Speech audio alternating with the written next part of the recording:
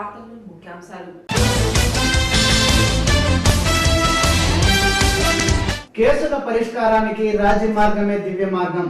కక్షిదారులు జాతీయ లోక్ అదాలత్ను సద్వినియోగం చేసుకోవాలి. జిల్లా ప్రధాన న్యాయమూర్తి జస్టిస్ దుర్గారావు పిలుపు.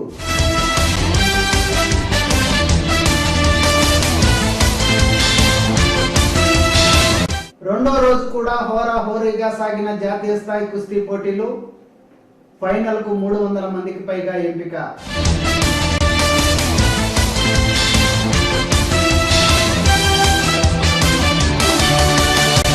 చిత్తూరు భారతీయ జనతా పార్టీ కార్యాలయంలో ఘనంగా పండిత దీనదయాళ్ వర్ధంతి వేడుకలు.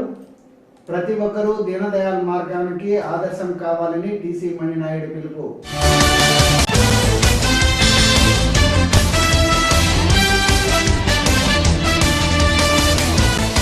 చిత్తూరు ప్రభుత్వ ఆసుపత్రిలో కుష్టి వ్యాధిగ్రస్తులకు దుప్పట్లు పంపిణీ చేసిన మాజీ కౌన్సిలర్ పార్థసారథి నాయుడు.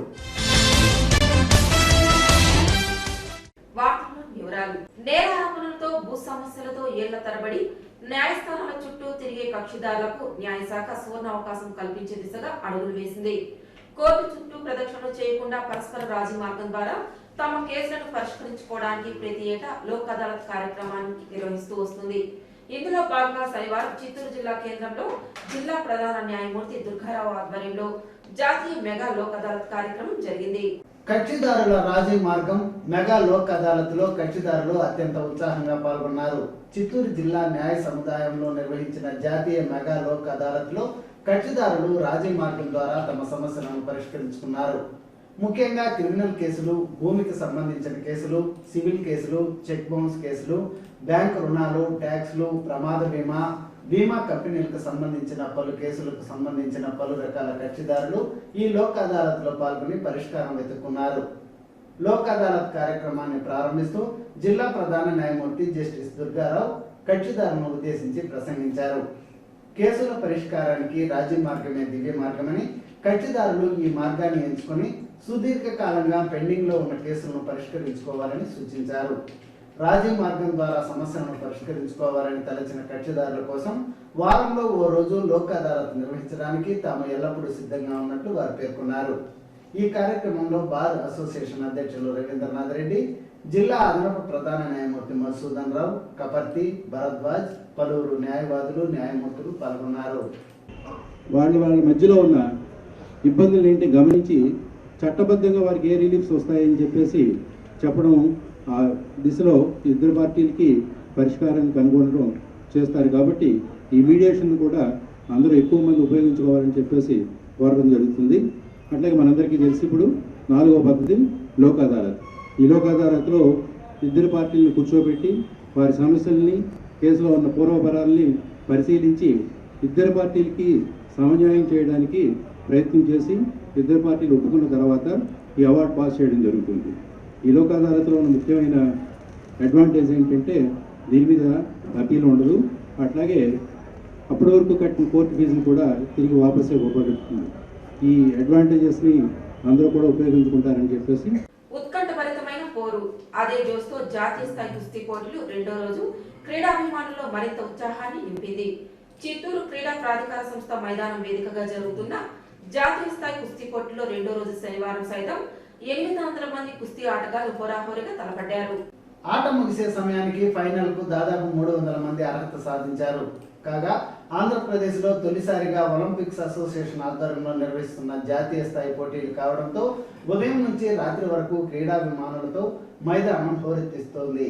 కాగా 2013 జాతీయ స్థాయి ఒలింపిక్స్ పోటీల్లో రజత పథకం సాధించిన కుస్తీ ఫైటర్ యోగేశ్వర్ దత్ జాతీయ స్థాయి కుస్తీ పోటీలను సందర్శించారు.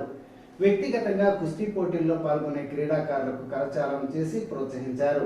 ఈ కార్యక్రమంలో ఒలింపిక్స్ అసోసియేషన్ రాష్ట్ర అధ్యక్షులు పురుషోత్తం, జిల్లా అధ్యక్షులు చంద్రశేఖర్, పలువురు క్రీడాభిమానులు పాల్గొన్నారు.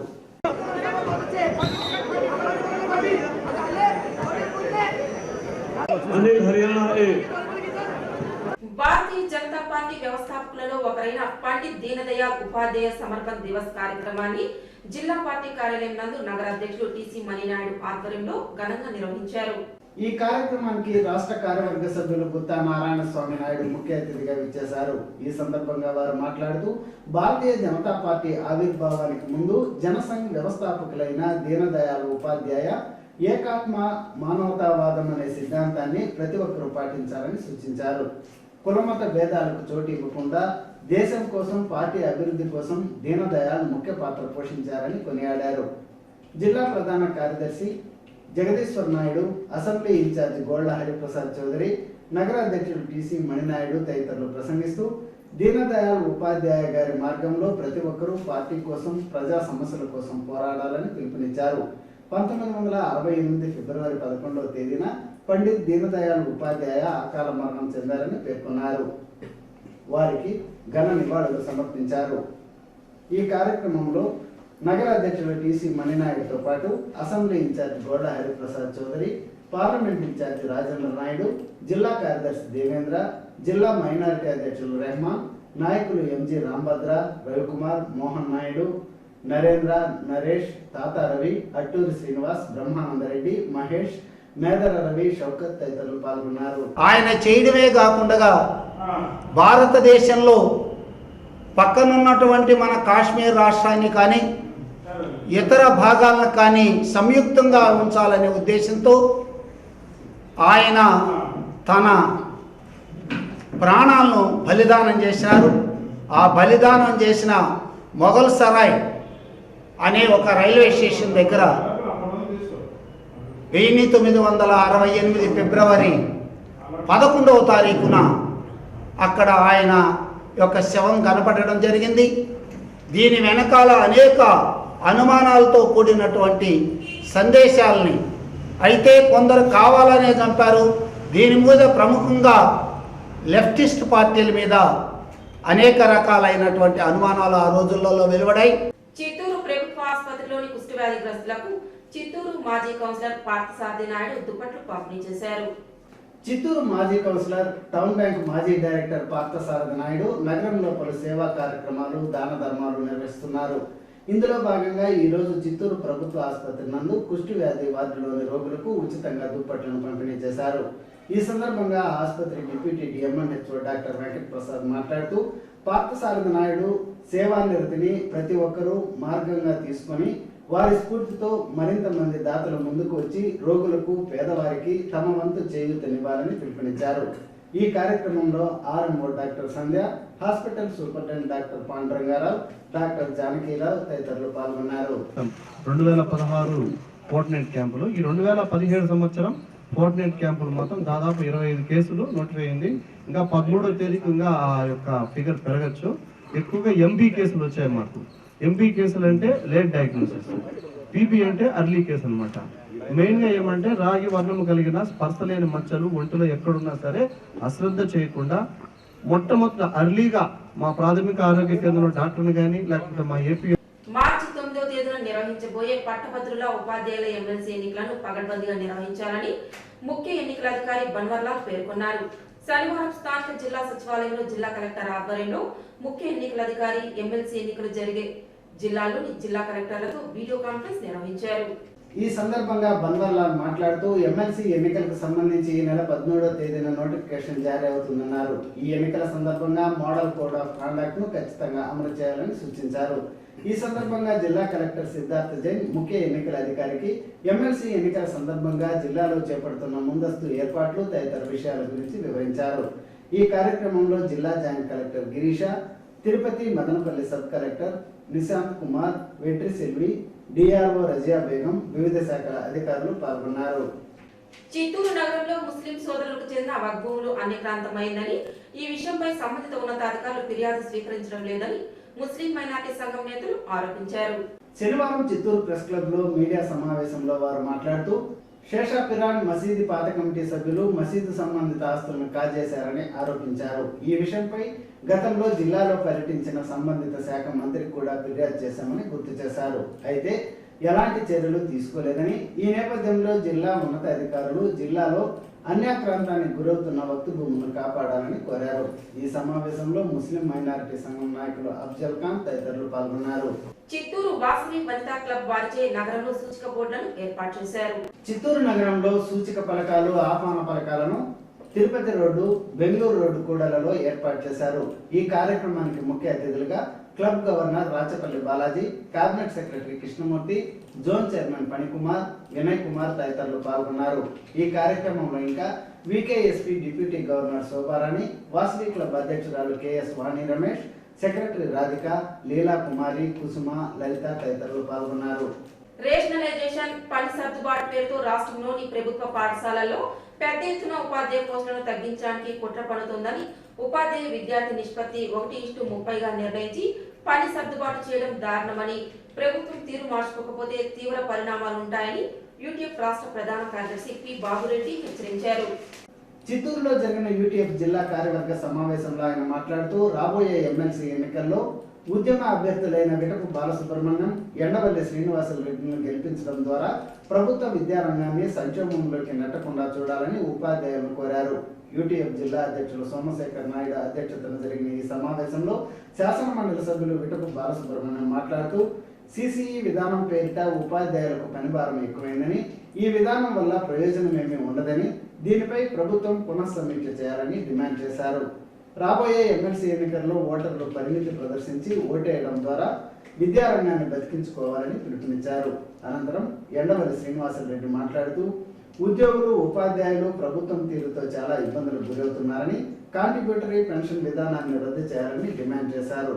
ఈ కార్యక్రమంలో ఇంకా జిల్లా అధ్యక్ష ప్రధాన కార్యదర్శులు సోమశేఖర్ నాయుడు, గుణశేఖర్ రెడ్డి, రాష్ట్ర కార్యదర్శి ఎస్కే సాబ్జీ, యూటీఎఫ్ నాయకులు జి శ్రీరామమూర్తి, జిల్లా గౌరవ అధ్యక్షులు రాధాకృష్ణ, బి నిర్మల, ఉత్తన్న, జనార్దన్ రెడ్డి తదితరులు పాల్గొన్నారు.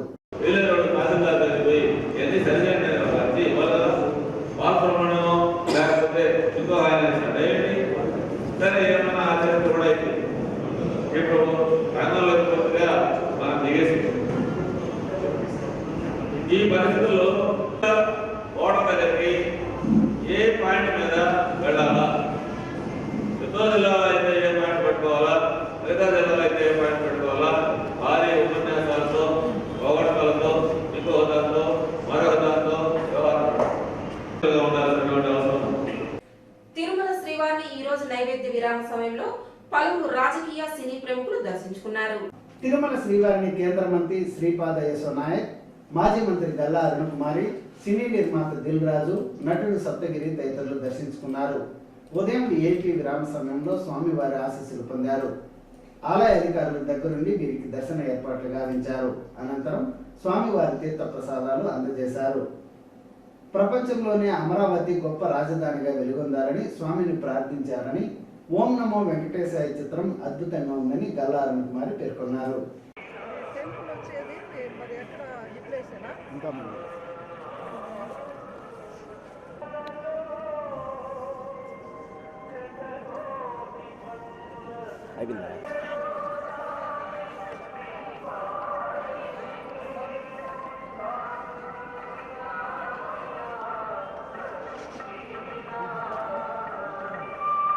వల్ల ఇక్కడ మరి ఎన్ని రోజుల నుంచి వచ్చినా కానీ తెలియనటువంటి వివరాలన్నీ కూడా గుడిలో మరి తెలుస్తున్నాయి.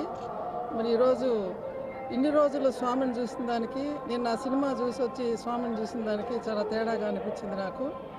కాబట్టి అదేవిధంగా ఈరోజు మన దేశం సుభిక్షంగా ఉండాలని, ముఖ్యంగా అమరావతి పట్టణం బాగా ఎదుగుదలకు కారణమైనటువంటి చంద్రబాబు నాయుడు గారికి మంచి ఆశీస్సులు అందించాలని, ఇంకా అమరావతి బాగా అభివృద్ధి చెందాలని, దేశంలోనే అమరావతి అనేది చాలా ప్రతిష్టాత్మకంగా తీర్చిదిద్దాలనేటువంటి. సీకే న్యూస్ ముగించే ముందు ముఖ్యాంశాలు మరోసారి.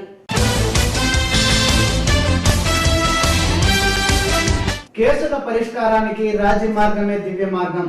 కక్షిదారులు జాతీయ లోక్ అదాలత్ను సద్వినియోగం చేసుకోవాలి. జిల్లా ప్రధాన న్యాయమూర్తి జస్టిస్ దుర్గారావు పిలుపు.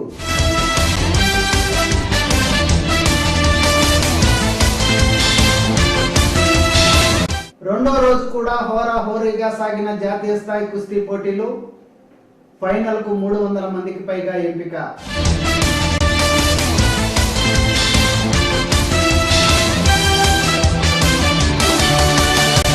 చిత్తూరు భారతీయ జనతా పార్టీ కార్యాలయంలో ఘనంగా పండిత దీనదయాళ్ వర్ధంతి వేడుకలు.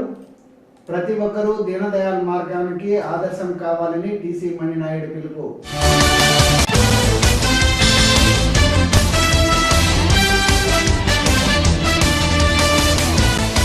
చిత్తూరు ప్రభుత్వ ఆసుపత్రిలో కుష్టి వ్యాధిగ్రస్తులకు దుప్పట్లు పంపిణీ చేసిన మాజీ కౌన్సిలర్ పార్థసారథి నాయుడు. ఈ వార్తలు ఇంతటితో సమాప్తం. తిరిగి రేపు ఇదే సమయానికి సీకే న్యూస్ లో కలుసుకుందాం. అంతవరకు సెలవు. నమస్కారం.